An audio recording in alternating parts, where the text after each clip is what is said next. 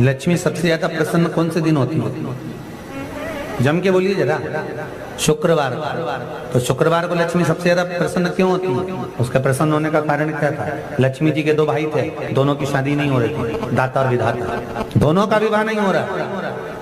और दाता विधाता के लिए लक्ष्मी बड़ी परेशान थी, रोज नारायण से कहती थी प्रभु कुछ कृपा करिए, दाता विधाता का विवाह नहीं हो रहा, उम्र होती चली जा रही, इनका कुछ करिए प्रभु, आप नारायण आप कुछ तो कर सकते हो। भगवान नारायण ने तब लक्ष्मी से कहा एक काम करो, बेलपत्री के पेड़ के नीचे बैठकर लक्ष्मी तुम अनुष्ठान करो तुम्हारे भाइयों के विवाह के लिए। इसलिए आज भी हमारे हिंदू धर्म की रीति है कि बेलपत्री के पेड़ के नीचे शाम के समय लक्ष्मी का वासा होता है। इसलिए लोग इस बेलपत्री के पेड़ के नीचे तुम्हारा रात्रि को शाम को 6 बजे से लेकर रात्रि को 8 बजे तक तुम्हारा निवास होगा। जैसे पीपल के पेड़ में देवताओं का निवास, आपको आप लोगों ने यदि पद्म पुराण पढ़ी होगी या सुनी होगी तो उसमें स्पष्ट कहा है, पीपल के वृक्ष की गणना ध्यान देना, पीपल के वृक्ष में सुबह 4 बजे से लेकर 7 बजे तक ब्रह्मा जी का वासा होता है। पीपल के वृक्ष में सुबह 7 बजे तक ब्रह्मा जी का वासा, 7 बजे से लेकर 10:30 बजे तक पीपल के वृक्ष में भगवान विष्णु का वासा होता है। कितनी बजे तक? 10:30। 10:30 से लेकर 11:30-12 बजे तक पीपल के वृक्ष में पितरों का वासा होता है। इसलिए हमारे यहाँ पितरों को श्राद्ध पक्ष में जो भोजन कराया जाता है वो 10:30 से 12 के बीच में कराया जाता है। 12 बजे के बाद पीपल के वृक्ष में दोपहर के 1:30 बजे तक आहूतों का वासा रहता है। आहूत कौन? जो गर्भ में शांत हो गए, जो कुंवारी अवस्था में शांत हो गए, जो जन्म लेने के बाद उनका विवाह नहीं हुआ और शांत हो गए, उन आहूतों का वासा उस पीपल के वृक्ष में दोपहर में 1:30 बजे तक रहता है। उसके बाद में प्रेतों का वासा चालू होता है। इसलिए दोपहर के समय पीपल के पेड़ की परिक्रमा नहीं होती। फिर शाम को 4 बजे से 7 बजे तक पीपल के वृक्ष में शंकर जी का वासा होता है। इसलिए शाम के समय पीपल की परिक्रमा नहीं होती। 7 बजे के बाद में पीपल के वृक्ष में रात्रि को 9 बजे तक कुबेर का वासा होता है।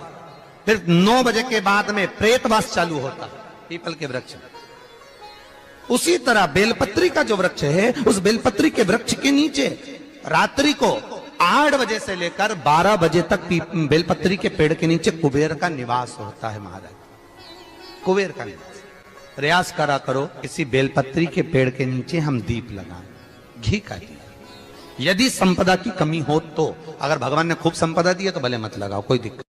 महामृत्युंजय मंत्र का यदि आप जाप करते हो और आपको मालूम पड़ गया कि शरीर में मुझे ये रोग हो गया है, मुझे शुगर हो गया है, मुझे बीपी हो गया है, मेरा ब्लड प्रेशर ऊंचा नीचा रह रहा है, कोई भयंकर रोग, मेरे रिश्तेदार को कोई कैंसर जैसा रोग हो गया, किसी को कोई थायराइड हो गया, किसी को कोई किडनी और लीवर में सूजन हो गई, किसी को कहीं किडनी और लीवर में तकलीफ हो गई, तो शिव महापुराण की कथा कहती है, नवग्रह शिव महापुराण की कथा कहती है कि बेलपत्री के वृक्ष के नीचे महामृत्युंजय मंत्र का जाप जो शुक्रवार की शुक्रवार घी का दिया लगा कर करता है, उसके रोग बाबा देवाधिदेव महादेव समाप्त करते चले जाते हैं। ये संजीवनी मंत्र शुक्रवार के दिन भगवान शंकर को शुक्र को दिया था, इसलिए उसकी प्रधानता है।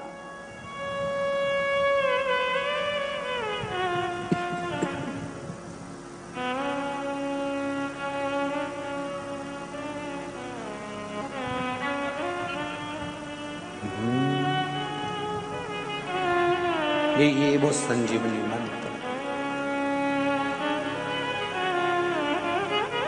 शुक्रवार के दिन बेलपत्री के वृक्ष के नीचे बैठकर घृत का दिया लगाकर शरीर में जो रोग है उसका स्मरण कर कर शंकर जी से विनय कर कर, हे भोलेनाथ, आपने शुक्र देवता को संजीवनी मंत्र दिया है, तो क्या आप मेरे को वो मंत्र प्रदान नहीं करोगे?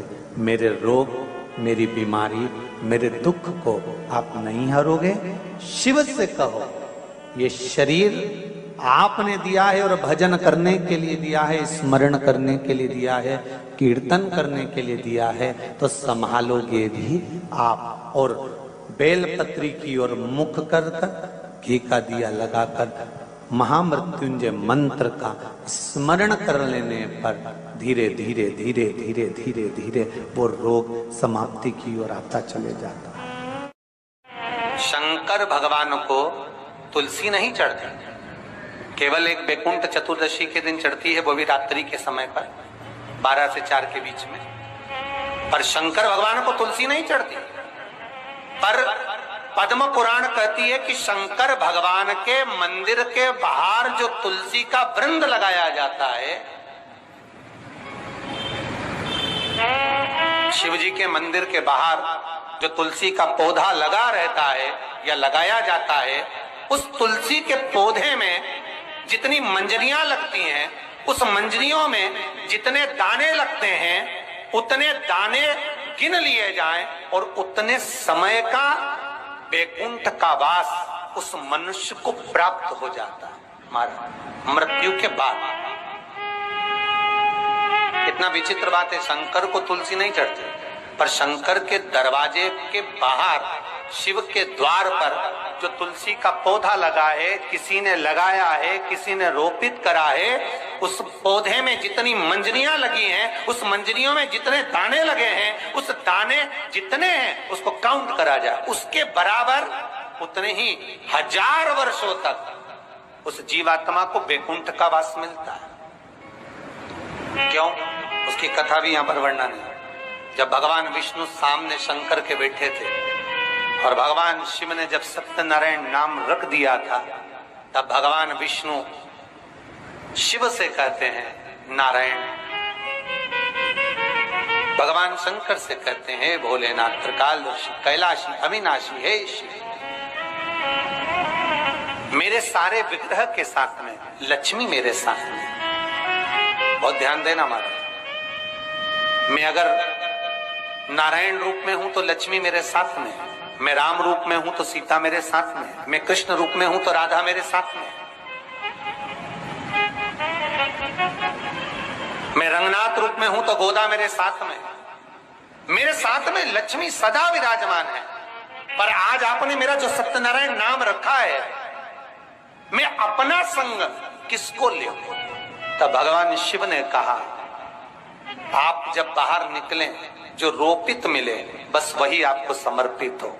तुलसी का पौधा रोपित था, उस तुलसी के दल को भगवान नारायण ने अपना संग बनाया। और बहुत ध्यान देना, सत्यनारायण की कथा हो, चाहे भागवत की कथा हो, चाहे विष्णु पुराण की कथा हो, इन सभी कथाओं में सबसे ज्यादा प्रसाद की महत्वता नहीं है जितनी तुलसी के दल की महत्वता है। क्योंकि सत्यनारायण के साथ में हरि के साथ तुलसी का स्मरण